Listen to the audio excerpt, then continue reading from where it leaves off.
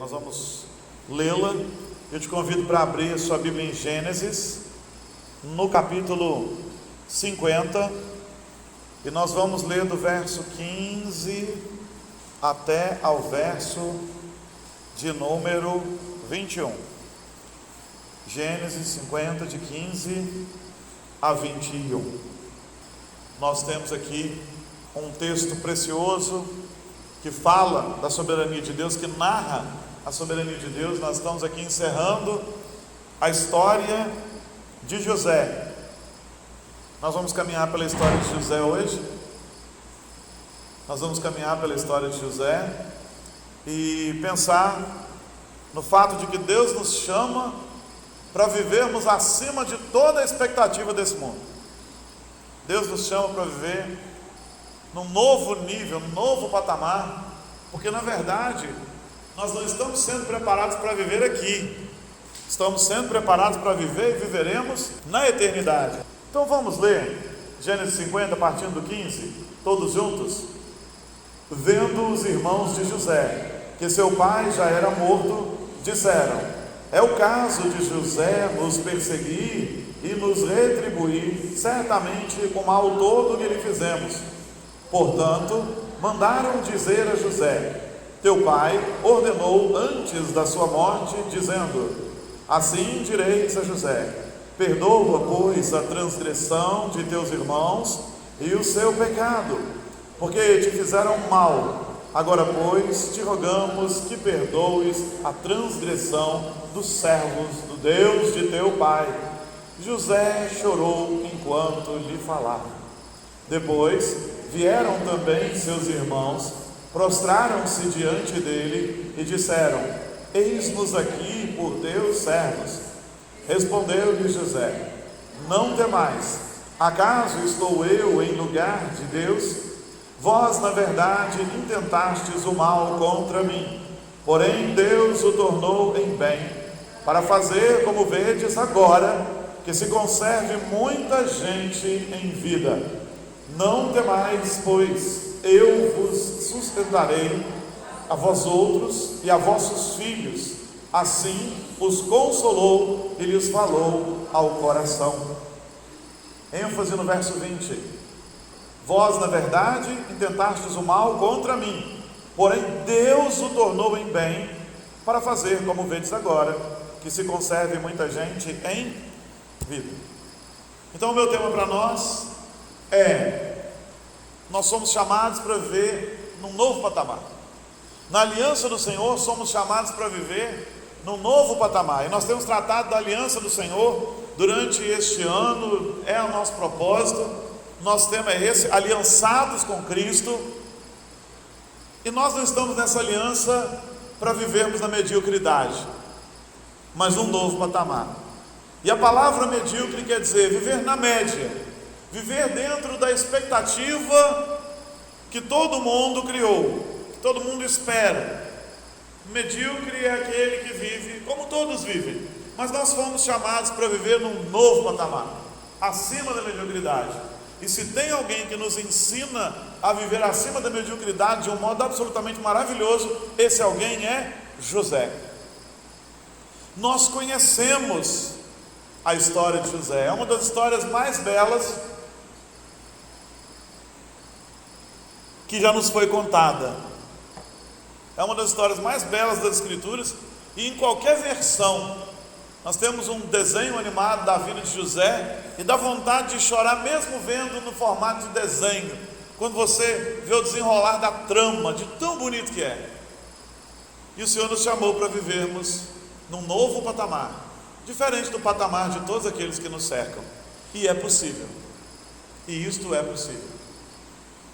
Sabe, é interessante como agora este desafio se torna maior, porque estamos sendo ensinados a nivelar todas as pessoas por baixo. Por baixo. Houve um tempo, e não faz tanto tempo assim, e eu me lembro deste tempo em que eu ainda adolescente, ou iniciando na juventude, nós víamos programas de TV que mostravam pessoas que se superavam. Era muito interessante assistir aqueles jornalísticos que às vezes mostravam pessoas inspiradoras para nós, pessoas que se superavam com honestidade, com trabalho, com caráter. Lembro de ter visto muitas coisas, como história de homens simples que sustentaram seus filhos com um trabalho simples e se tornaram vitoriosos, ou homens e mulheres que decidiram mudar a sua história, estudar tardiamente e se tornar grandes empresários, grandes pessoas, e de repente essas pessoas de caráter, de fibra, de integridade começaram a sumir da mídia. Elas já não são mais motivo de matérias jornalísticas. Depois houve um tempo em que virava notícia pessoas que faziam coisas boas, que eram assustadores, assim, como por exemplo um taxista que encontrou dentro do seu táxi uma mala de dinheiro e procurou o passageiro e devolveu o dinheiro. Então ele se tornou matéria jornalística. Por quê? Porque ele fez aquilo que Deus espera que as pessoas façam, mas as pessoas não fazem, porque a mídia começou a entender, ou começou a enfiar na nossa cabeça o seguinte: pessoas honestas são uma raridade. Então quando eles encontravam uma, eles diziam: isso aqui é uma coisa excepcional. Esse taxista que devolveu uma mala de dinheiro, aquele homem que devolveu uma joia encontrada, aquele outro que devolveu alguma coisa esquecida de valor, são pessoas que não existem mais. É isso que a mídia nos dizia. Hoje a mídia, o sistema, já não se importam mais com pessoas que se superam ou com pessoas que praticam atos maravilhosos. Hoje as matérias são de pessoas que não se superam e que a culpa é de todo o sistema por elas não se superarem. O sistema está nos ensinando a ser medíocres. Todos devem ser medíocres, todos devem ser iguais, todos devem ser nivelados por baixo. Nossos filhos são nivelados por baixo na educação. Há um esforço de que todas as pessoas sejam niveladas por baixo. Não pode haver muitas classes sociais, classes econômicas, não. Todo mundo tem que ser nivelado por baixo. E um pequeno grupo vai estar lá em cima. E um pequeno grupo vai estar lá em cima. Não obstante tudo isso, este homem chamado José, que é um tipo de Cristo, que aponta para Cristo com a sua história, este homem nos mostra que, independente das circunstâncias, podemos viver acima da mediocridade, podemos viver num outro patamar. Nós conhecemos a história de José, forjado para ser um rei, forjado para ser um grande homem, porque ele sonhou com isso. Deus lhe deu esses sonhos, de que os feixes se dobravam diante dele, e depois as estrelas e o próprio sol e a própria lua se curvavam diante dele, significando que em algum momento no futuro seus irmãos se curvariam diante dele, e até mesmo seus pais. Isso trouxe ciúme sobre seus irmãos, além de muitas outras coisas. José era preferido por seu pai, seus irmãos não eram lá muito honestos, né? Muitos deles não eram, e todo esse ciúme fez com que ele fosse vendido como escravo para o Egito. Quase morreu, mas foi vendido como escravo para o Egito. Estava passando lá então uma caravana de ismaelitas, nós conhecemos a história. Ele havia ido atrás de seus irmãos que estavam pastoreando o rebanho distante de casa, quando os irmãos viram: vamos ver o que nós vamos fazer com o tal sonhador. Alguns cogitaram de matá-lo, o seu irmão tenta salvá-lo, no fim das contas ele acaba sendo vendido para uma caravana de ismaelitas. Os ismaelitas, filhos de Ismael, que eram também filhos de Abraão. E os ismaelitas levam José para o Egito e eles o vendem como escravo. Aqui começa o diferencial de alguém que foi forjado para viver num novo patamar. É vendido por seus irmãos de sangue, como escravo, levado pelos ismaelitas para o Egito. Ali ele se tornou escravo de um eunuco, de um oficial do rei, melhor dizendo, chamado Potifar. E ali ele é falsamente acusado de ter tentado abusar da esposa de Potifar. Então ele é lançado na cadeia, no cárcere. Ele era um escravo totalmente irrelevante para os egípcios, servo de um oficial de Faraó, acusado de tentar abusar, acusado falsamente, injustamente, de tentar abusar da esposa deste homem, de Potifar. Fosse nos dias de hoje, escreveria um livro falando daquele homem injustiçado, contando a sua história, vitimizando, colocando a culpa no sistema, colocando a culpa na sociedade, colocando a culpa em todo mundo. Mas esses tempos eram outros. E ao invés de se vitimizar, ele tomou uma postura interessante. Se eu vou ser escravo de Potifar, eu serei o melhor escravo para Potifar. Se eu serei presidiário no Egito, eu vou ser o melhor presidiário que o Egito teve. E assim ele o fez, sem se vitimizar. Sem se vitimizar, ele chega a ser o segundo no Egito, abaixo apenas de Faraó. Ao invés de ficar chorando, reclamando, lastimando, lamuriando, brigando, ele resolveu ser o melhor, onde quer que ele estivesse. E ele foi levado pelo Senhor a um lugar extraordinário, impensável para um escravo, mais ainda para um hebreu, pastor de ovelhas, porque os pastores de ovelhas eram considerados impuros pelos egípcios. Mas este chegou a ser governador do Egito. De algum modo maravilhoso, por toda a influência do Deus de Abraão e de Isaac e de Jacó, José entendeu que Deus era soberano. E ele compreende, nós enxergamos isso nessa declaração do verso 20, exatamente isso. Vocês fizeram o mal, mas Deus transformou o mal em bem. Em outras palavras, eu precisava passar por isso para que eu chegasse aonde eu cheguei, para que eu pudesse salvar a vida de vocês.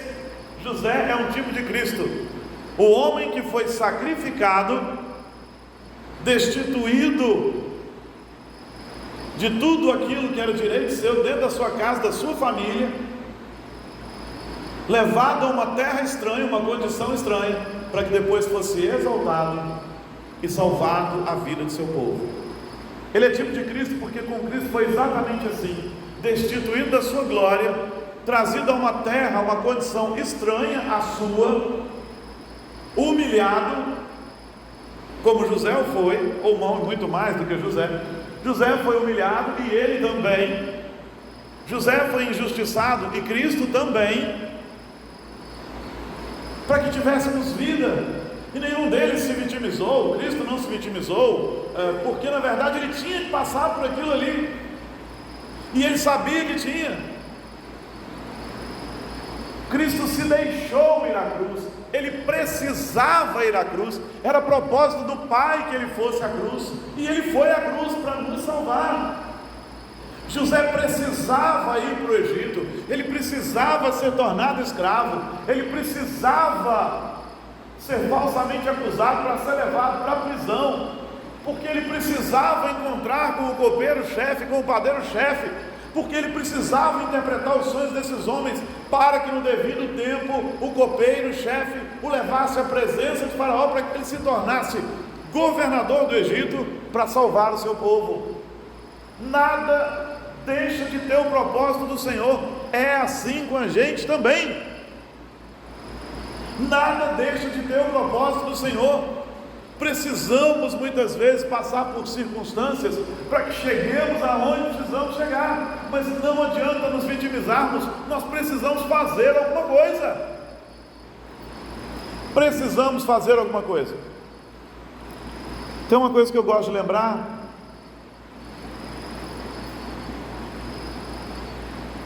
que fez muita diferença para mim, eu carreguei isso para mim, é um negócio particular meu. E às vezes os pais são muito relapsos em ensinar coisas aos filhos, achando que os filhos não têm condição de aprender determinados conceitos porque eles estão novos demais. Fala a língua deles, mas creio que eles entendem. Eu já contei, acho que já contei isso aqui, mas ilustra o que eu quero dizer sobre vitimismo e sobre um patamar diferente.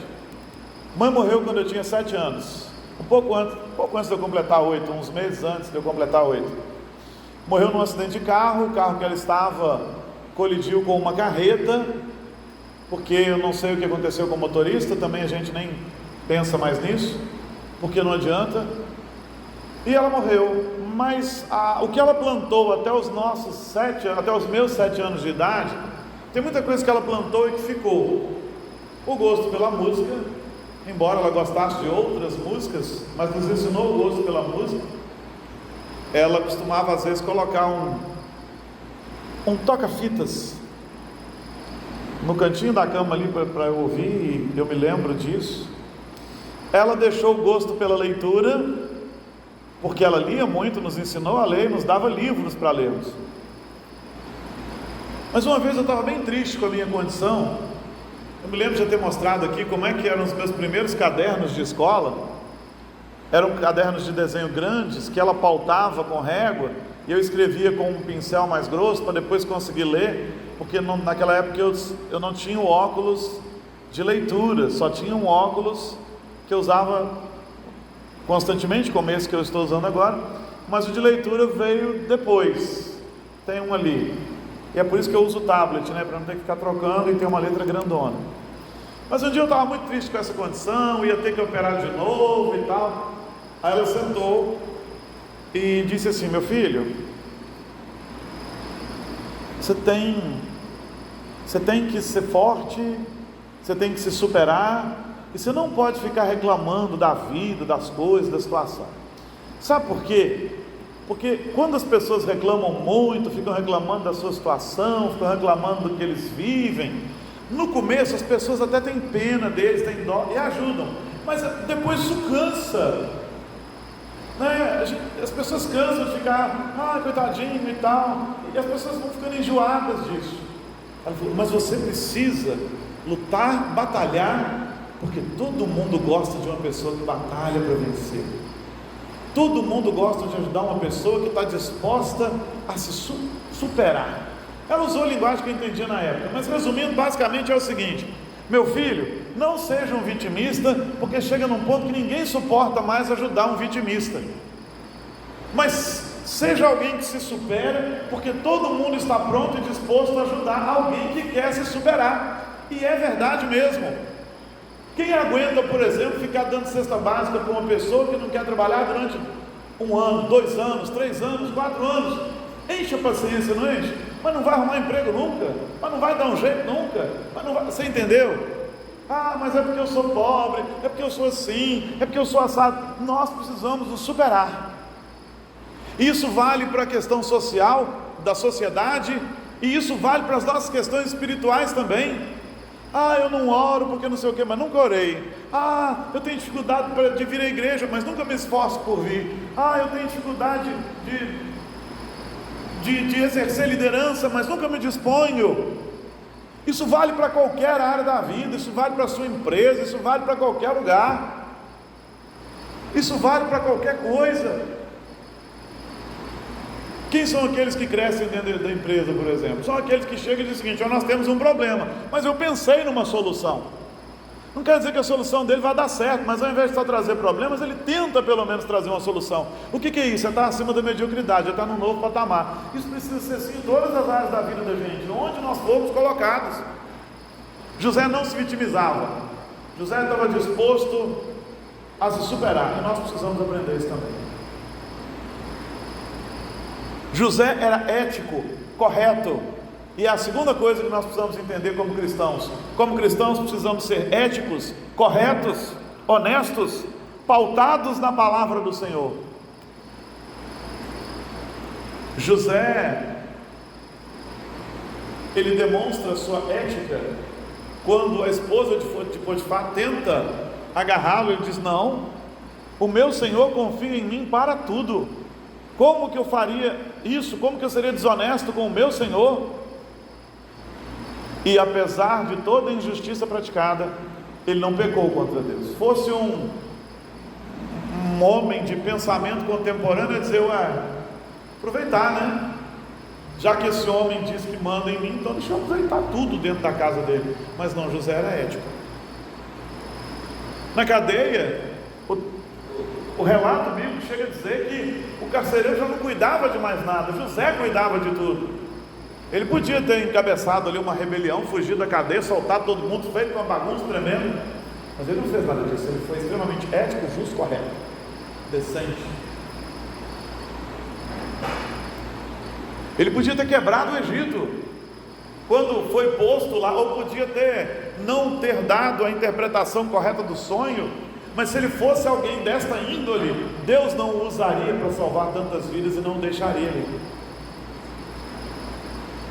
Ele era um cumpridor da lei, um tipo de Cristo, porque Cristo cumpriu toda a lei e cumpriu perfeitamente, cumpriu totalmente, sem deixar que uma vírgula da lei caísse ao chão. Nós não temos condição de cumprir toda a lei, por isso o Espírito Santo nos habilita para cumprir a lei. É graça que nos faz cumprir a lei, mas precisamos ser éticos, bíblicos, decentes, justos, honestos em todas as áreas da nossa vida. Um cristão tem que ser assim. Nós precisamos ser assim. Nós temos vivido dias em que alguns cristãos se misturam com este mundo. Você não sabe a diferença, porque o comportamento não difere, as roupas não diferem, o palavreado não difere, o comportamento não difere, a postura no trabalho ou em qualquer outra área não difere. Muitos justificam a sua desonestidade dizendo: este mundo está assim mesmo. É verdade, mas não somos cidadãos deste mundo, somos embaixadores de Cristo e de um reino eterno. O cristão precisa ser ético, e isso o levará a um novo patamar. Há homens que não são cristãos e são éticos, mas nós precisamos superá-los, porque nós somos cristãos, devemos ser éticos, temos o Espírito Santo que nos dirige e temos a graça de Cristo Jesus que nos conduz. Um cristão precisa ser ético como José foi, mais do que ético, precisa ser bíblico, escriturístico, porque José era. Sabe por que tudo isso? Porque José cria num Deus soberano que governava a vida dele. E mesmo sem entender o propósito, ele sabia que tinha um propósito na vida dele quando ele era escravo, quando ele era preso. Ele sabia que havia um propósito, porque ele cria no Deus da providência. E o dia chegou, o dia de cumprir o propósito dele. Queridos, nós precisamos crer no Deus soberano. Isso nos leva para um novo patamar. E então passamos pela enfermidade de uma maneira melhor, passamos pela doença de uma maneira melhor, passamos pelas lutas de uma maneira melhor. Por quê? Porque Deus está permitindo, mas Ele vai me levar para um lugar melhor. Ele vai me fazer cumprir o propósito dele. Qualquer que seja o propósito dele, não será lançado ao chão. Tanto que José disse: olha, vocês na verdade intentaram mal contra mim, porém Deus tornou em bem, para fazer com que muita gente se conserve com vida. Com vida. Muita gente. A exemplo do que houve com Cristo.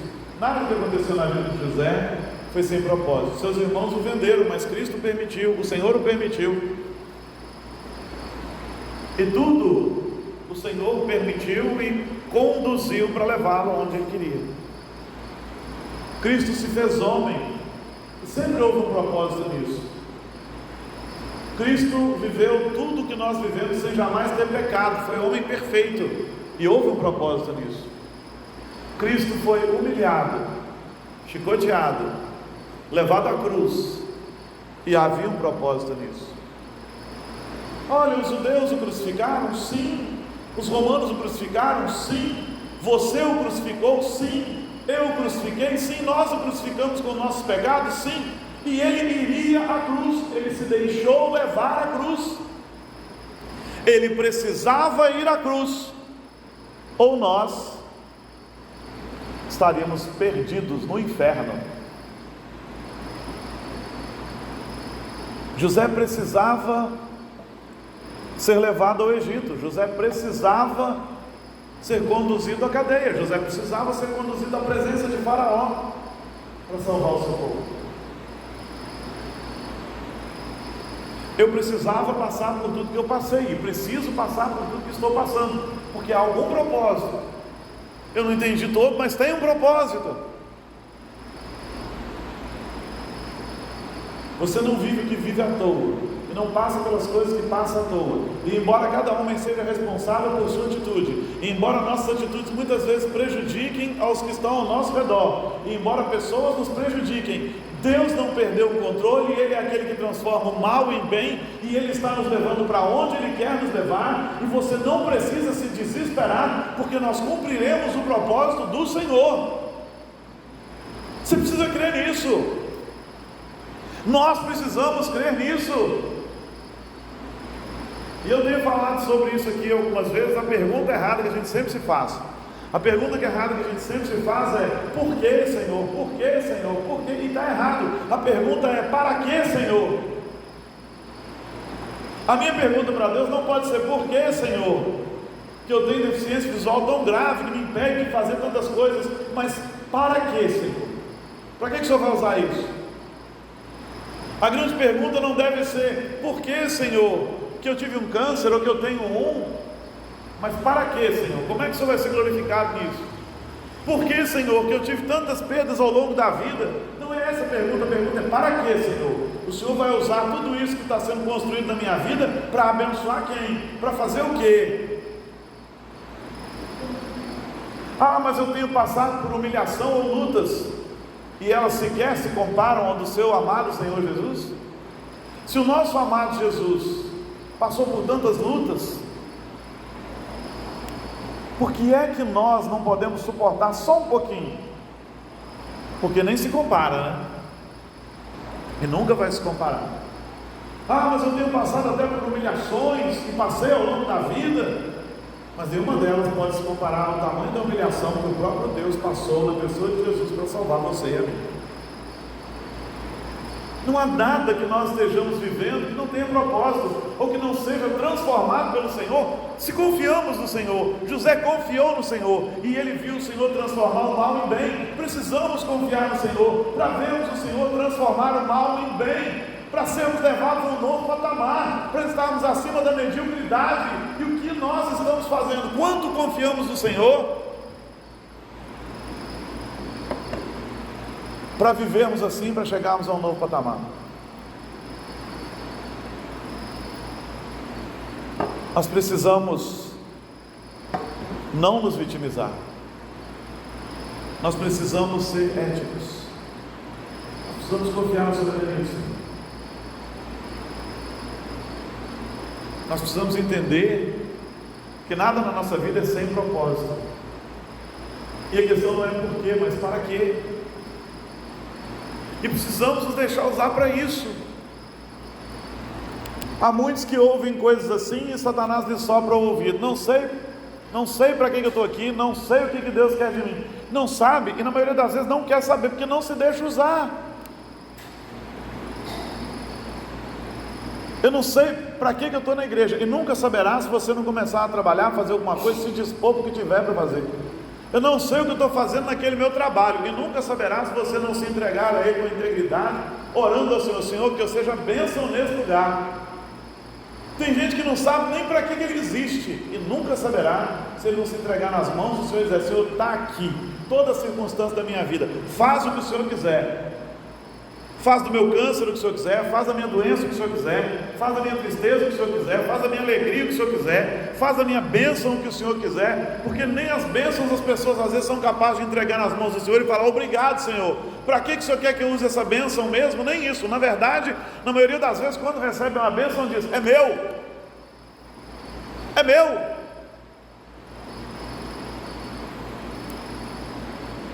Precisamos crer nisso. Você tem uma história triste? Você tem momentos da sua vida que são tristes? Você tem momentos que foram lutas? Tem? Bem-vindo ao clube, você não está sozinho. Todo mundo tem. Mas Deus usa. Deus usa. Tem gente que entende isso, e nós precisamos entender.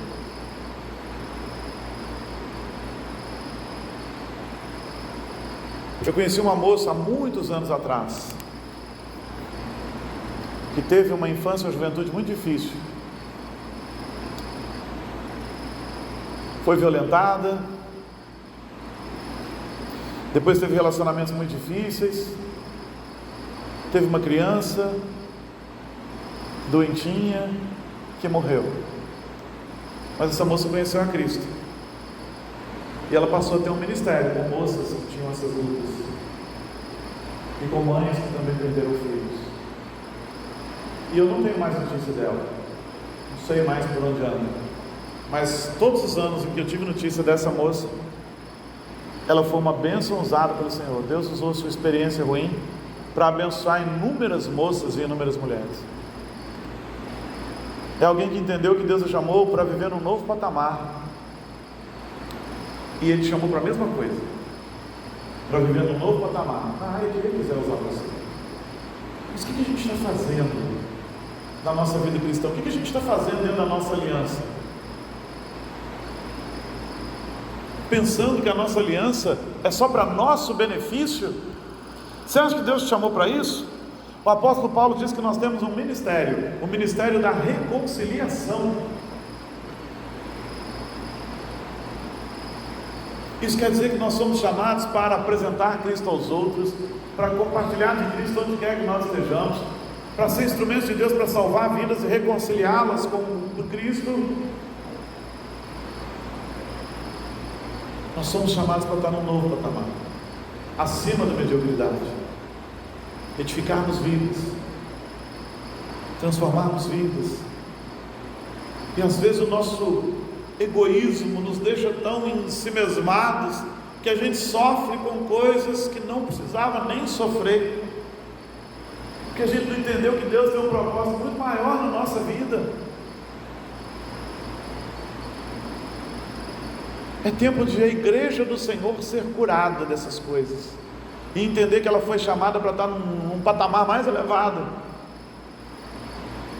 É tempo dos crentes entenderem isso. Vamos trazer isso para nós aqui. Nós passamos por lutas? Passamos. Nós passamos por dificuldades? Passamos. Toda a cidade conhece a história da Samantha, tudo aquilo que ela viveu, tudo aquilo que ela passou e toda a luta que ela teve? Sim, conhece. Muitos dos irmãos andaram de cabeça baixa por causa da chocarrice do mundo, muitas vezes? Sim, andaram. Mas passou, e Deus tem um propósito nisso. Eu não sei quais são todos, mas eu enxergo muitos aqui, de irmãos que se amam e que se preocupam com pessoas que já estiveram aqui e que estão aqui. De uma igreja que, quando a gente chama para ofertar e para ajudar alguém, essa igreja faz isso. E ela tem potencial para fazer muito mais. Está na hora de Deus curar a sua igreja, a igreja brasileira, mas também a gente aqui. de a gente ter a alegria de poder dizer: eu congrego ali na Simon, e a Simon tem uma bênção, porque Deus sustentou a Simon durante todo o deserto, e a gente agora vive uma história nova, que Ele construiu no coração daqueles que perseveraram, porque não é só a gente aqui que passa por luta, não. Porque o inimigo das nossas almas está aí, trabalhando contra as igrejas, e levantando oposição dentro mesmo das igrejas, mas o Senhor é o mesmo Deus que transforma o mal em bem. Vamos trazer isso para o patamar íntimo agora. Eu não sei qual é a história que você viveu, ou que você vive. Algumas eu conheço pedaços, fragmentos, outras eu não conheço, e outras as pessoas simplesmente não nos deixam conhecer. Tem histórias tristes? Tem episódios tristes? Tem momentos tristes? Tem. Mas Deus nos chamou para estarmos acima de tudo isso, para voarmos acima de tudo isso. Eu queria encerrar com uma história interessante que você vai carregar no coração. É uma história do Rubem Alves. Eu não gosto muito de tudo que o Rubem Alves escreve, e eu tenho muitas reservas ao Rubem Alves. Muita gente gosta muito e tal. Tem coisas dele que são legais, mas eu tenho lá minhas reservas.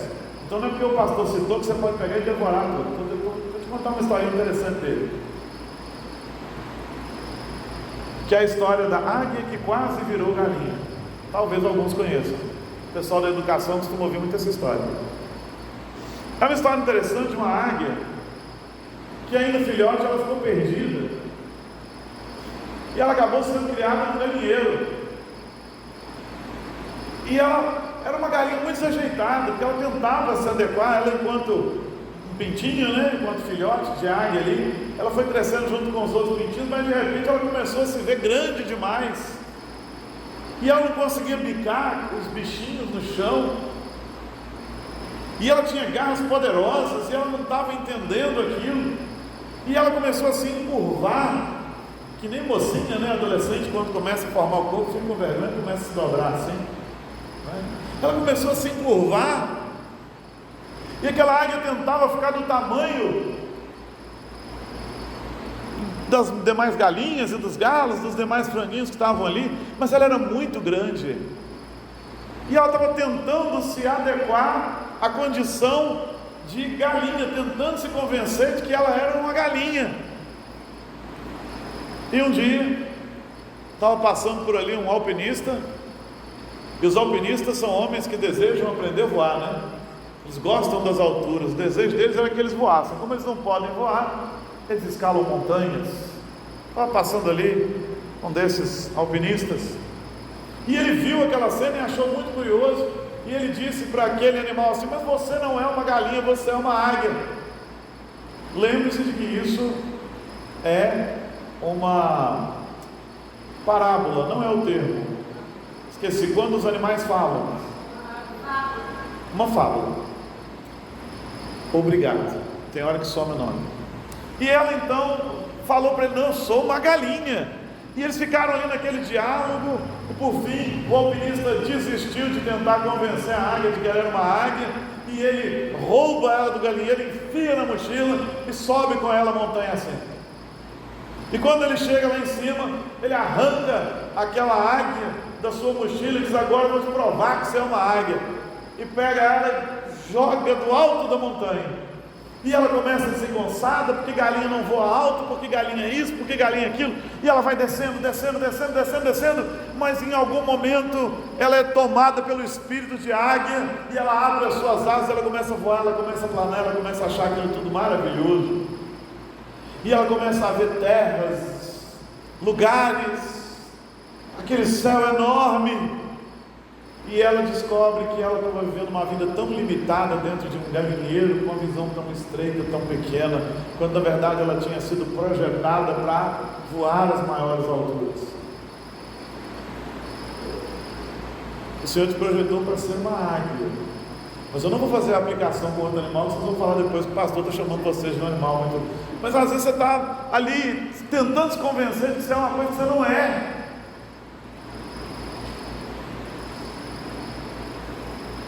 O Senhor te chamou para um outro patamar, e você está vivendo uma mediocridade.